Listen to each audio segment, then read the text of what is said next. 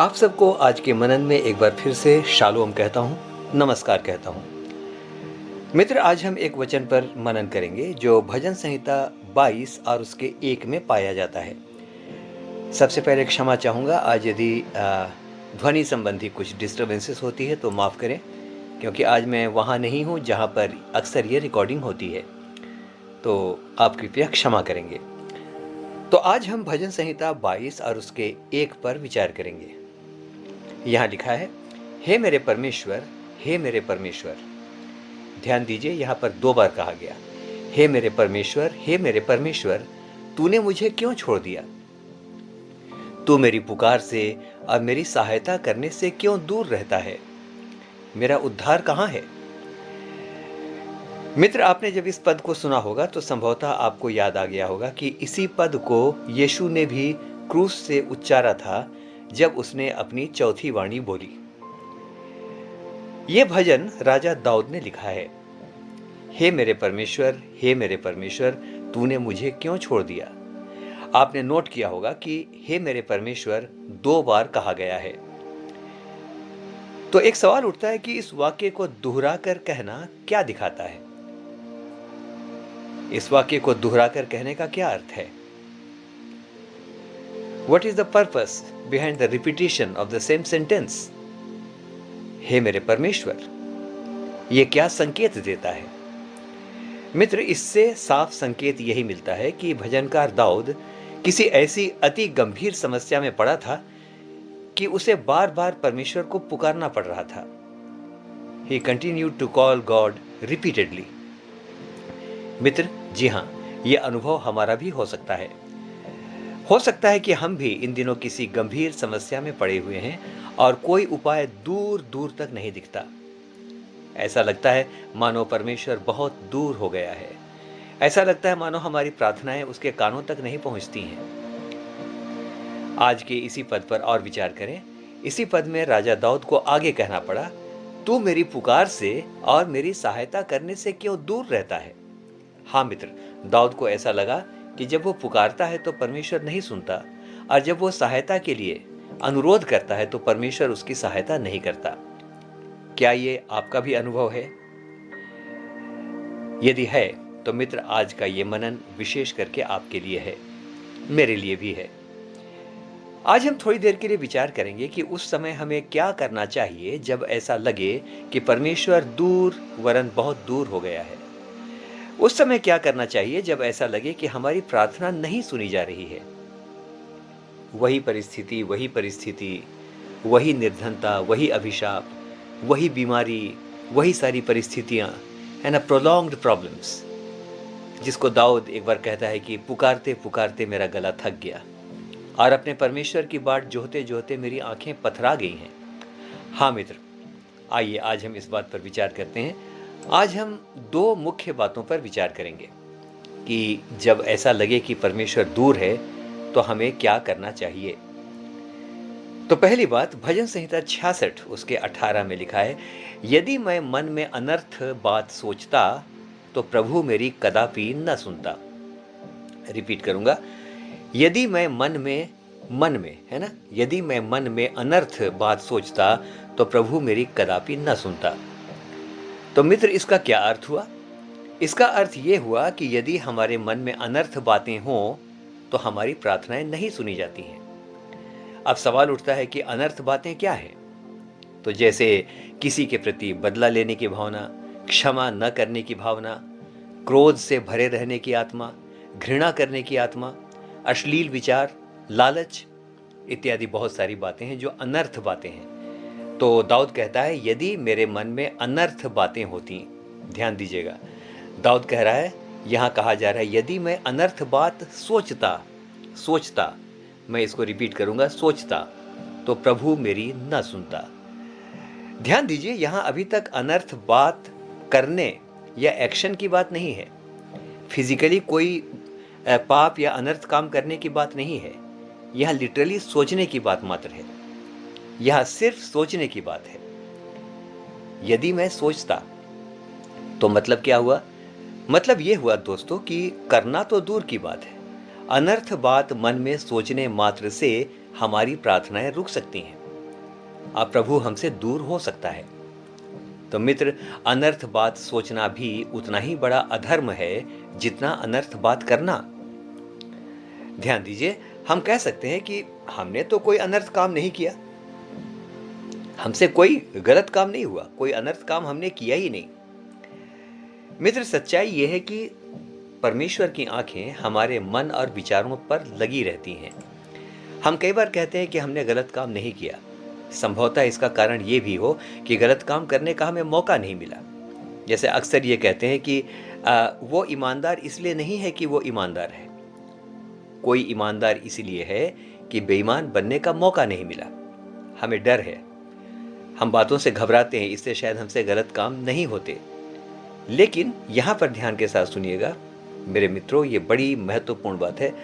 हम करें ना करें, परमेश्वर की आंखें हमारे मन और हमारे विचारों पर लगी रहती हैं और हमारे विचारों के अनुसार ही वो हमें आशीष देता है। भजन संहिता 139 उसके 2 में देखिए क्या लिखा है, परमेश्वर हमारे विचारों को दूर ही से समझ लेता है।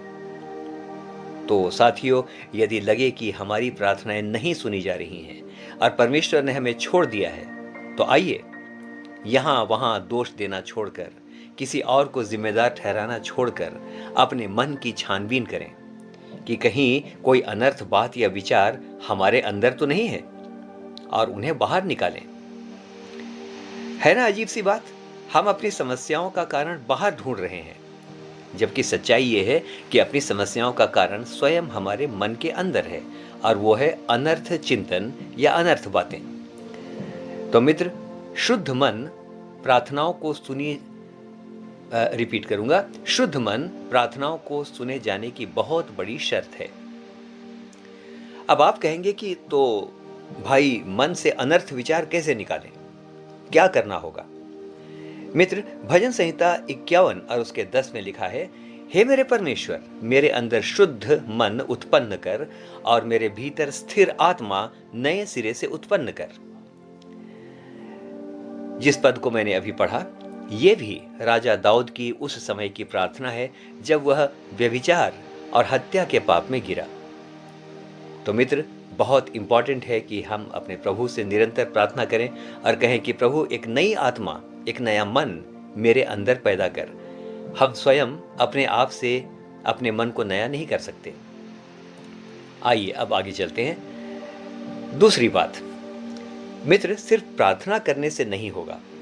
जैसा मैंने कहा ना कि हम अपने से नहीं कर सकते, राइट, लेकिन हमें कुछ बातों को करना बहुत आवश्यक है। हमें संपूर्ण पश्चाताप के साथ प्रभु के पास आना होगा और अपनी कमजोरियों को, अपने अनर्थ विचारों और कामों को मान लेना होगा। इसके लिए बहुत जरूरी है कि हम सिर्फ मान ना लें, हाँ हाँ हमसे गलती हुई जी, नो, हाँ हाँ मेरे मन के विचार गलत हैं, नो। इसके लिए बहुत जरूरी है कि हम अपनी संगति, स्थान, कुछ संपर्कों और परिस्थितियों को भी बदल दें। जब तक परिस्थितियां नहीं बदलेंगी, जब तक वो संगति नहीं बदलेगी, जब तक वो स्थान नहीं बदलेगा, तब तक संभवतः हमारे मन का इलाज नहीं होगा। बहुत बार स्थान और परिस्थितियों को बदलने से भी हमारा मन बदल जाता है।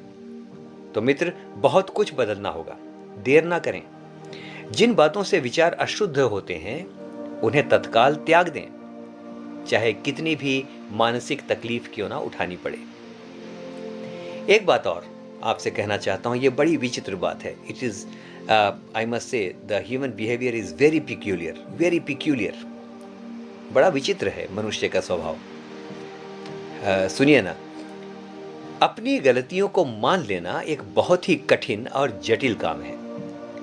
मनुष्यों के सामने मानना तो छोड़ दीजिए, वो तो मानते ही नहीं है, लेकिन बात यहां तक पहुंच सकती है कि हम कई बातों को परमेश्वर के सामने भी नहीं मानते।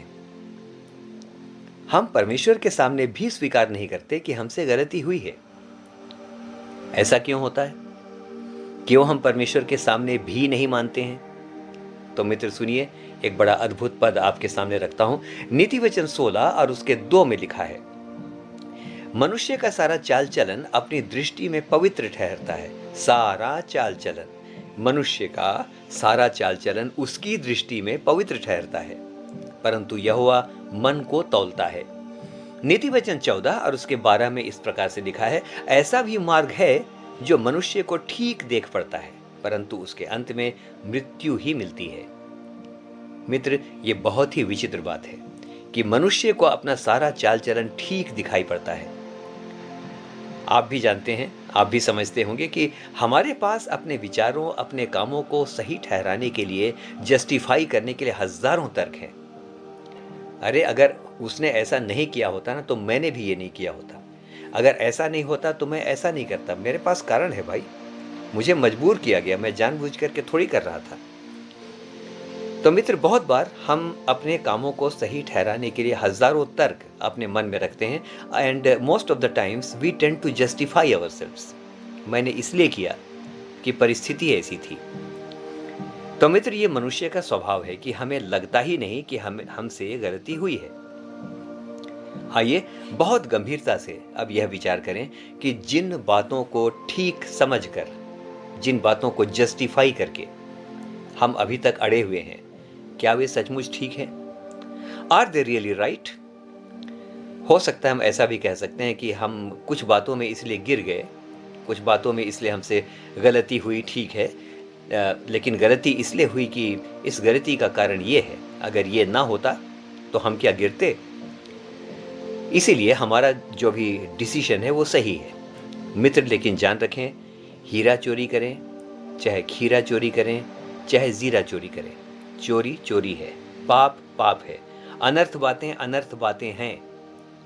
तो आइए एक बार फिर से आज के इस मनन में बहुत गंभीरता से अपने आप को समय दें। We give so much time to others, but we do not give time to ourselves most of the time. तो आइए बहुत गंभीरता से ये विचार करें कि जिन बातों को अभी तक ठीक समझकर हम अड़े हुए हैं, क्या वे सचमुच ठीक हैं?